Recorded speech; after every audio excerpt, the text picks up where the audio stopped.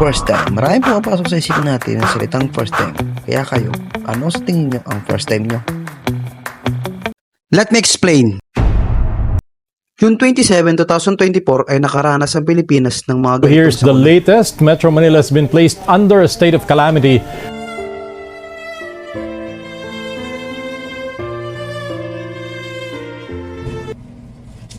At guess what? Walang pumapasok ng solar project. Habang lumilipas ang mga araw ay wala pa rin tumatawag, kaya ako na mismo ang gumawa ng paraan ng tanong, nakiusap, pero iisa lang ang sinabi nila. Wala. Wala. Wala. Wala. Wala. Ginawa ko ay naghanap ako sa internet ng alternative job dahil sa tumatagal ng panahon na nauubusan na tayo ng budget at bigla akong napaisip, may motor nga pala ako. At tinaray ko na ang pagiging lalamove. So mga boss, ang first delivery natin ay Silang Cavite. Let's go!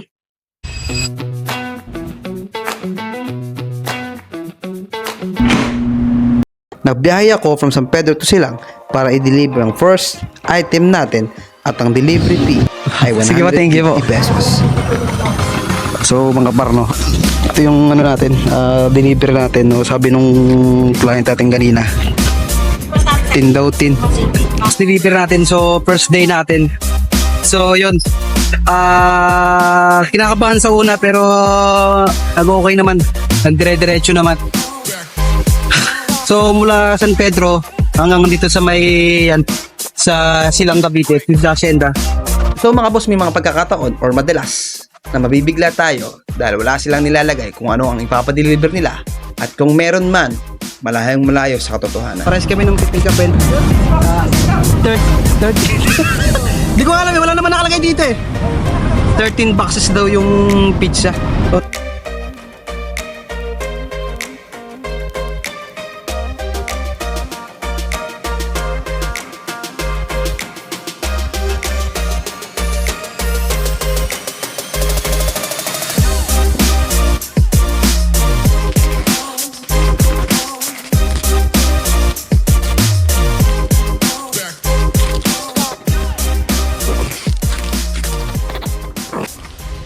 May mga pagkakataon naman na susubukin tayo ng kalikasan at dapat mong malagpasan. Sir, pwede mo magtanong? Sir, saan po yung Ipilipil Street? Dito, pasok ka rito. Saan po? Saan po daan? Diyan, umikot ka. Ikot po ako. Unang kantong kaliwa. Unang kanto kaliwa. Thank you, sir. Wala, unang kanto kaliwa.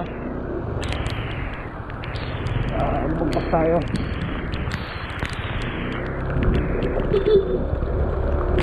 Lakas ng ulan!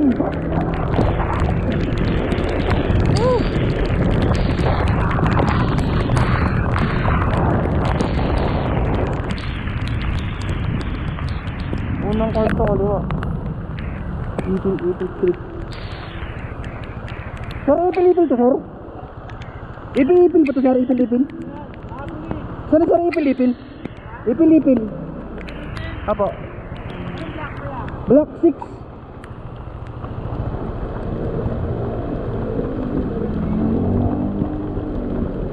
Block 6, lot 18. Block 6. Sir? Nakatamit.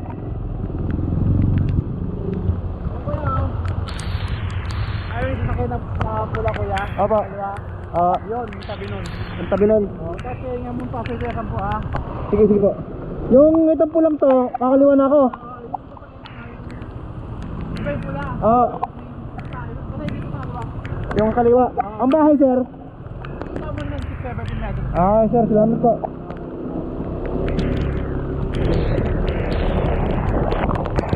Hindi na lang lumagan na ako na pagkatanungan. Block 6. Saan ba to?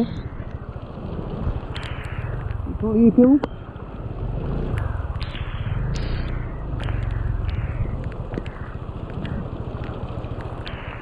Ipil nga eh.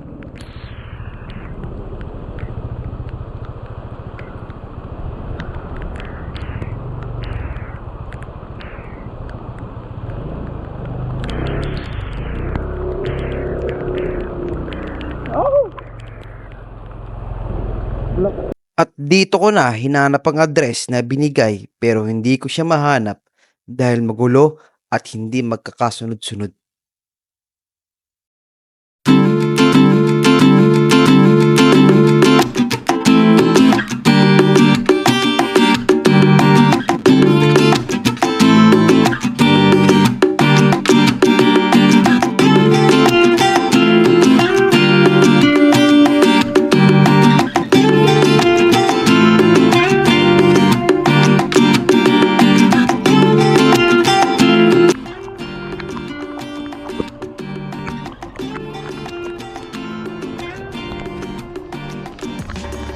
Madam, saan po yung ano, block 6 lot 18?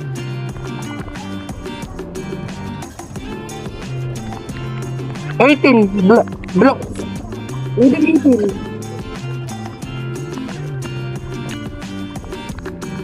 Saan po? Dito po. Paket po, paket. Thank you po, thank you. At hindi ko pa rin makita. Una, walang street sign. Pangalawa, walang address number. So mga boss, need natin bumalik kung saan tayo nagtanong nung una. At tama ang aking hinala.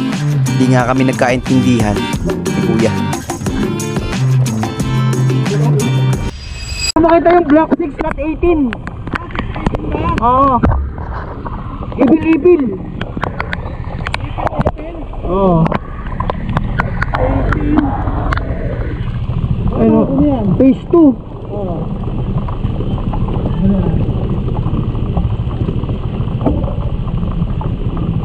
Juliet yung pangalan. Juliet. Sir? 618, block 6 lot 18. Ipil-ipil. Yung malaki? 17 pala yun, di ba? Oo. Gago 17, ito 18. Ah, yung malaki? Oo. Pero yung gate niya ko yan, sa kaliwa ah. Sa kaliwa? Sa kaliwa ang gate mo. Ah, sige sir.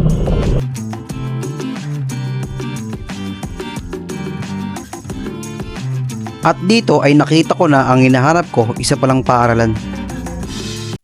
So mga bossing, ang first pick up natin, patalit daw. Sabi nung drop-off, ang drop-off ko.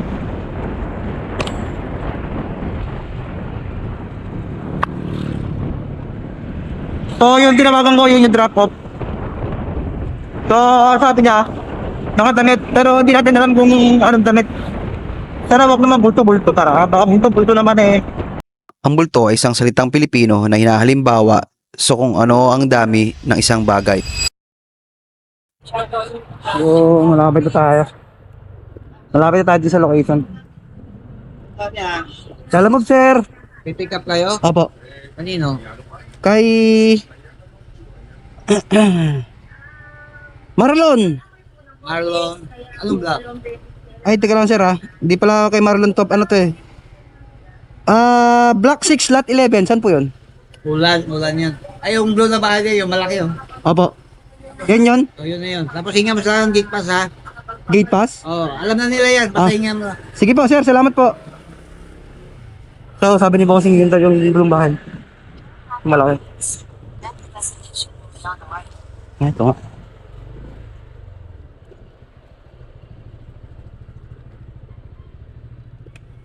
So guys, nandito na tayo sa pick up location natin.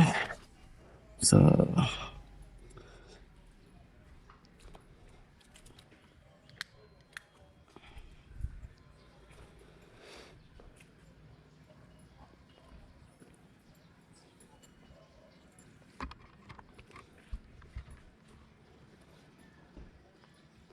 ay, good morning po. Lalamove po ako.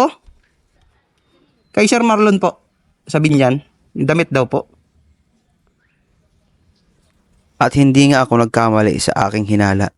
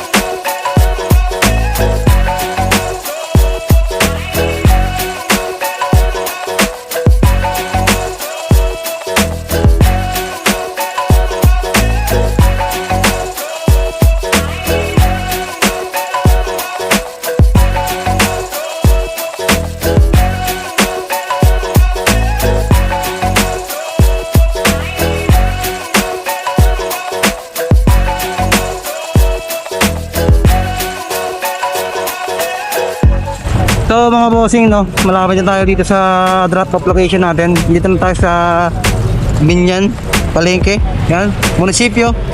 So makikita niyo naman, di ba? Parang lumang-luma pa yung kanilang estilo. Pati yung mga guards dito. Ayun, no, mga traffic enforcer. Tingnan naman ang kanong kaganda yan. Diba? Sobrang ganda. Oh. Diba? Parang bumalik ka sa dating panahon. Tingnan mo yung kanilang munisipyo, diba? Ang ganda. Diba? Sobrang ganda. Oh, Chicharo. Parang panahon pa ng Kastila yung kanilang mga suot. Napakahusay. Napakahusay. So, dito na tayo. Salam, sir. Opo.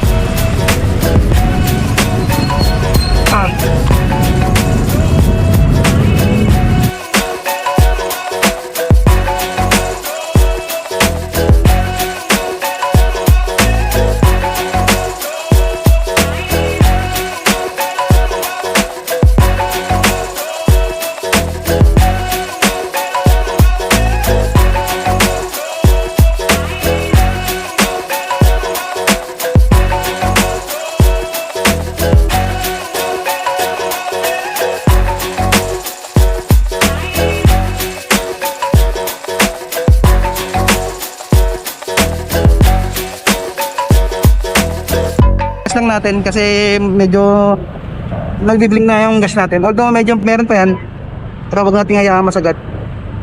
Pero hindi rin maganda. Sabi, nung napag ako, pangatlaw yung tako. Pinakabala ng tako.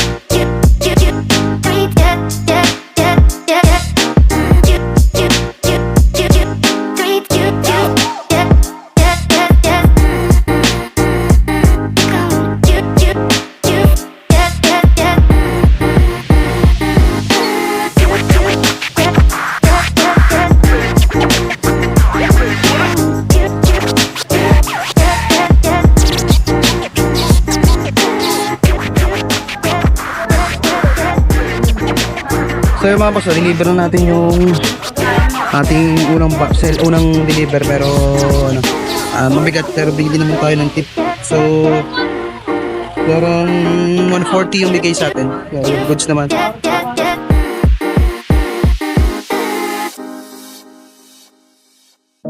Minsan, ang buhay ng isang tao ay parang pagiging lalamove lang yan. May mabigat na problema, may mga magaan din naman. At ang importante, ang problema na yon ay madala mo at tapusin kung saan man siya papunta. Hindi ito tinatakbuhan dahil dito ka rin matututo. Ang importante, gaano kalala ito, pilitin mong tumawa. May mga pangyayari na hindi inaasahan, pero the show must go on. Isipin mo na lang na parte ito ng training mo dito sa mundong ito. Huwag natin kalimutan ang nasa taas at ang mga taong umaasa sa atin dahil sila ang lakas at kasiyahan sa atin. Muli, ako si Boss Lau at ito ang kwentong first time as a lalamove driver. So yan mga boss, no, put na pala yung brake pad natin, so papalitan na natin. So yan. Sabi ni Kuya, putput na daw to. Bakal na yung tumatama. Kaya hindi tayo mapalagay. Yan, papalitan na natin. Kaya wala kang palitan. Ganun talaga.